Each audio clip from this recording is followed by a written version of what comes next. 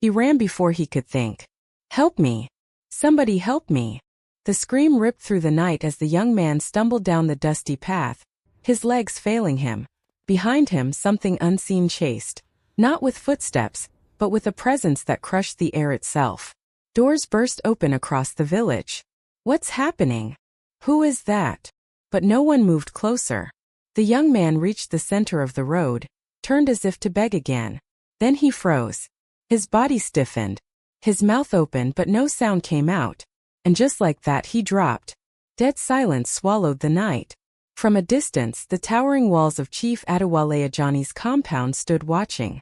And no one dared step closer. Morning came with fear pretending to be normal. At the village well, women whispered in tight circles. I heard him clearly, one said. That was not a normal cry. Maybe a thief, another replied quickly. Thieves don't beg like that. They all went quiet. Then someone noticed him standing there. A young boy, thin, alert, watching everything. His name was Chibuzo. He stepped forward. Did anyone check the compound? No, an older woman snapped. And you won't either. But someone died. Listen to me, she cut in, her voice shaking. People who go near that place don't come back the same. Chibuzo's eyes narrowed. What does that mean? But no one answered. Chief Adewale Ajayi had not always been part of the village. He arrived suddenly, rich beyond explanation. Gold rings, expensive robes, guards who never spoke.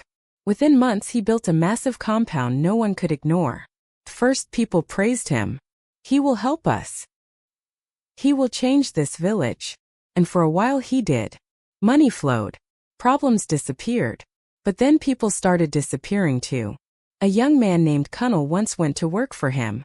He returned 3 days later. But something was wrong. He doesn't talk anymore, his mother cried. He just stares. A week later, Kunal vanished completely. After that, no one went near the compound. No one, except the desperate. Chibuzo was desperate. His mother lay weak inside their hut. Chibuzo, she whispered. I'm here, Mama. We have no food left, do we? He didn't answer. I can see it, she said gently. He clenched his fists. I'll fix it. I promise. And he knew exactly where he had to go. By afternoon, Chibuzo stood before the iron gates. I want to see the chief, he said. The guard stared. My mother is sick. I need help. The gates opened. Inside the compound felt wrong. Too quiet. Too still. A servant led him through long halls into a grand room. At the far end sat Chief Adewale. Come closer, he said. Chibuzo stepped forward. You need help, the chief said calmly. Yes, sir. My mother, she's sick. And what will you give in return? I'll work. Anything. The chief smiled. Anything. Chibuzo hesitated. Then nodded. Yes. Good, the chief said. You will stay here. Work for me. Your mother will be taken care of. Relief flooded Chibuzo's face. Thank you, sir. One condition, the chief added. Chibuzo froze. You must never go near the back building. No matter what you hear or see. Chibuzo swallowed. I understand. Good, the chief said. Your life begins now. That night, Chibuzo lay on a soft bed for the first time in his life. Then he heard it. Help me. He sat up.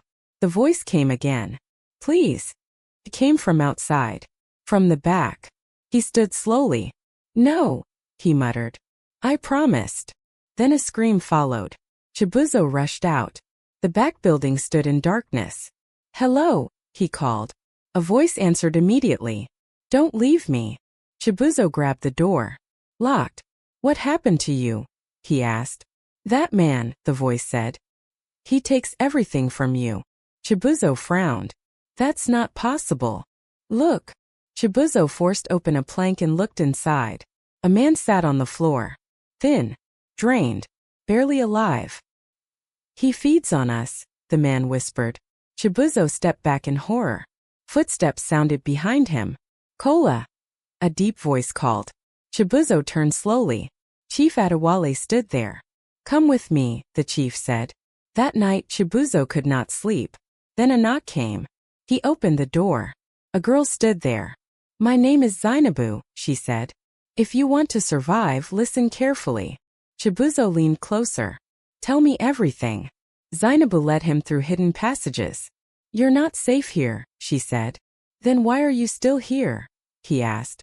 She didn't answer. They reached a locked room. Inside, bodies. Not dead, but fading. Chibuzo staggered back. What is this? This is where it ends, Zinaboo said. A weak voice begged for water. Chibuzo tried to help. Zinaboo pulled him back. You can't save them. Footsteps echoed. He's coming, she whispered. They hid. The footsteps stopped.